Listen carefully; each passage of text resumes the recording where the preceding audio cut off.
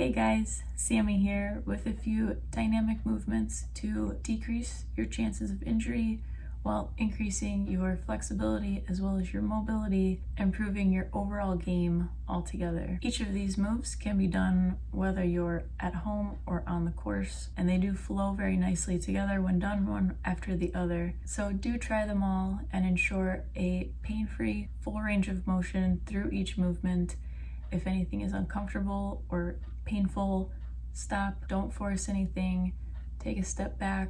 Maybe you come back to that move at a later time, and that is where the flexibility as well as the mobility factor will come into play. The more you utilize these tools, the more you will see those aspects improving. So whether you're coming out for a casual round, gearing up for a tournament, or maybe it's just an off day, you can still utilize these tools, and not only will you notice your ability to complete each movement improving, but you'll also notice an improvement in your overall game. So let's get right to it. We will start with loosening up the posterior chain, the hamstrings in the back here. So lowering down, your hamstrings will be tight, so your knees may need to bend in the beginning. Walking your hands out, adding that stability factor in your shoulders all the way at the bottom point. Give a nice exhale as you lower, lengthening out those hamstrings, walking all the way out, holding. Give a nice inhale all the way back to the top.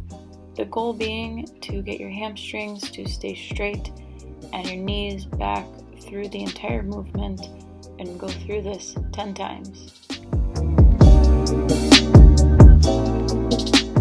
Coming all the way to the ground for this next move, one leg out in front of you with a 90 degree in the front hip, the other back behind you at a 90 degree in the hip also. If you're feeling a good enough stretch here, go ahead and stay in this position. To add to this stretch, you can go ahead and bring that elbow to the knee, and you will immediately feel that forward hip stretching more.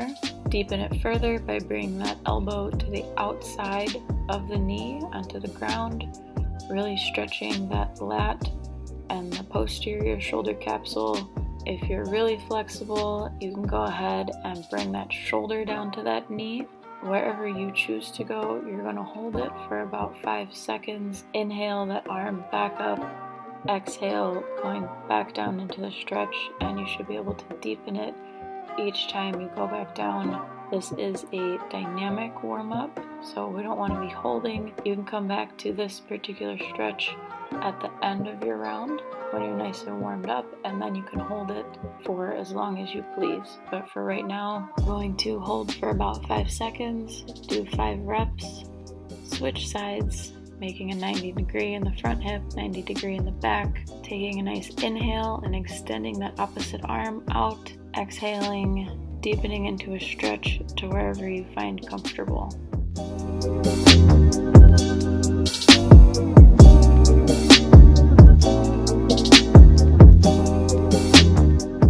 Coming to a seated position, putting your feet about shoulder width apart, fingers pointing behind you, opening up that chest and those shoulders, drive up, activating those glute muscles, bringing one arm up and across your body, stretching through those hip flexors, exhaling back to center, inhaling up and out to the opposite side. Again, holding no more than 5 seconds each. We'll do 5 reps on each side. You're also activating all those stabilizing shoulder muscles through the compression as you're grounding through that bottom arm. We're also starting to warm up that thoracic area in the back through this extension and rotation. Go ahead and grab a disc if you have one handy. I find it really helps to stabilize the arms through each of these movements, but you can complete them without one. Coming forward with your right leg, keeping that knee behind the toe, hips facing forward. You may already feel a stretch down that left hip flexor. We're going to stand up straight, shoulders back, chest open. We're going to take a slight lean back, bring those arms up and overhead, and you'll really feel that left hip flexor stretching through. And we're also activating those right glutes. Return to center and step all the way back to your beginning position, and then we will step out to a 45 degree angle, keeping that knee behind the toe and stretching out back over that left leg. Exhaling into that stretch to really deepen it. Again, not holding any longer than about 5 seconds. Returning to center, and the third direction will be straight out to the side. Again, keeping that knee behind the toe, keeping that left toe tracking forward, bringing the arms up, and exhaling out over that left leg, feeling that stretch through your right rib cage, holding for about 5 seconds, and then returning to center. Stay on that right leg and go through anywhere from 2 to 5 reps. Switch and repeat on your left side. So bringing that left leg forward, arms extending up overhead, feeling that stretch through your right hip flexor this time. Inhaling back to center, coming out to a 45-degree angle. Feeling that stretch through the groin muscles on the right, as well as some glute activation on the left.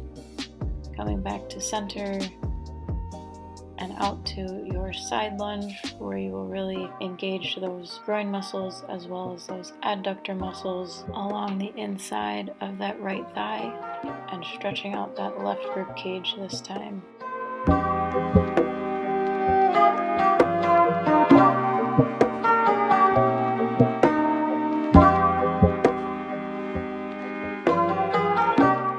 Stretching the hamstrings on this next one. So come into a forward lunge, and most people, when they think hamstring stretch, they immediately straighten that leg, arch your back, and lean forward over that leg.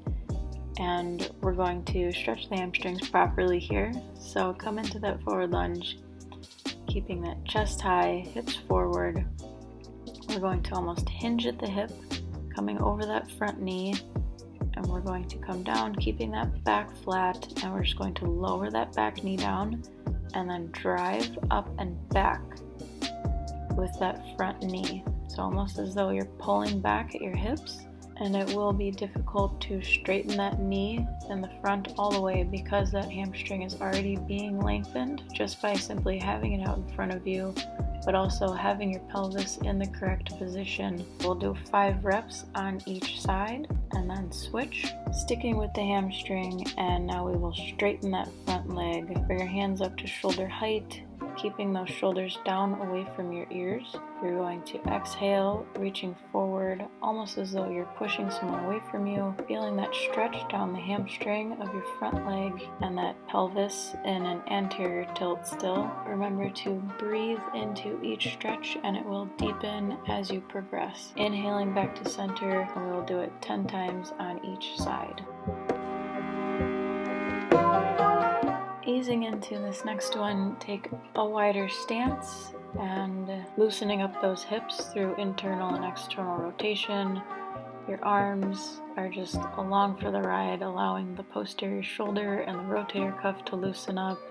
Since we have been using some compression thus far, so just nice and easy, do about 10 times on each side.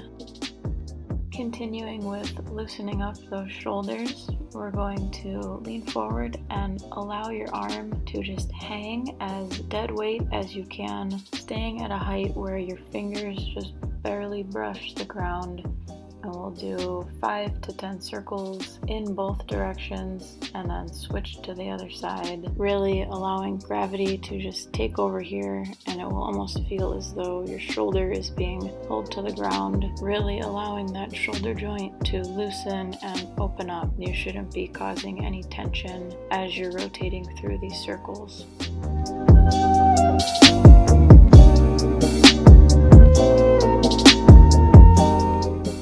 Our last move here, we're going to be loosening up the ankles. One of the places everyone gets extremely tight, so especially when you think about throwing and you put that torque all along the outside, your perineal muscles that run up and down the sides of your calves. If it makes you more comfortable with the added stability, stand next to a wall on whichever side you are going to stretch first. You're going to gently press out onto the side of your ankle. I promise you this is safe to do. Pressing out onto that ankle ankle, you're going to step forward with that opposite foot, bringing that hip out to the same side and your arms out to the opposite. So you're really stretching down that entire outside of that leg as the ankle down, returning everything to center and starting over. We'll come back, set that ankle, stepping forward and stretching out to the opposite side, pressing that hip out and really stretching down the outside of that ankle. We'll do 10 on each ankle. This is a slower moving dynamic movement. You do want to use caution with this one, especially for those of you with weak ankles. You know who you are, and this will benefit you immensely. So through activation, stabilization, and extension, we've hit the glutes, shoulders, chest, and the thoracic, as well as the lumbar regions of the spine. Hopefully you found at least one, if not multiple, movements you were able to benefit from in the future. So keep at it. Go ahead and save this video and come back to it whenever you need to.